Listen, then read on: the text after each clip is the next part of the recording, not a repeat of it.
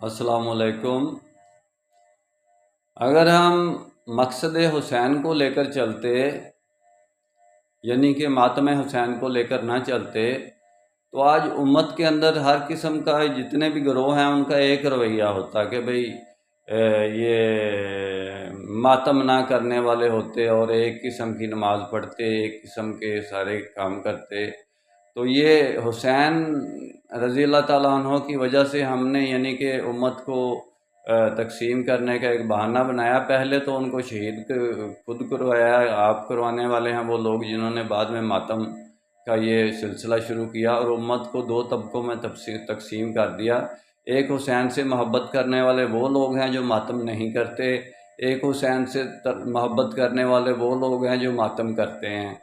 یعنی دو قسم کی امت کو ڈیوائیڈ کر کے تقسیم کر دیا گیا دو قسم کے گروپوں میں۔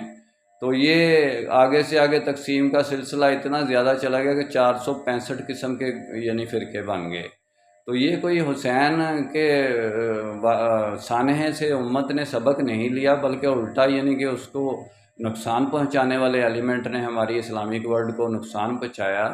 جس مقصد کے لیے حسین چلے اس مقصد کو بھی نقصان پہنچایا۔ میرا کام اسلامک ورلڈ کی امن اور یونائٹی کا ہے، یہی حسین کا مقصد تھا۔ امت کی وحدت خدمت خیر کا کام یہی ان کا مقصد تھا۔ تو انشاءاللہ ڈیٹیل میں بات پھر ہوگی نسبت وحدت خدمت خیر کے ساتھ۔ اللہ حافظ۔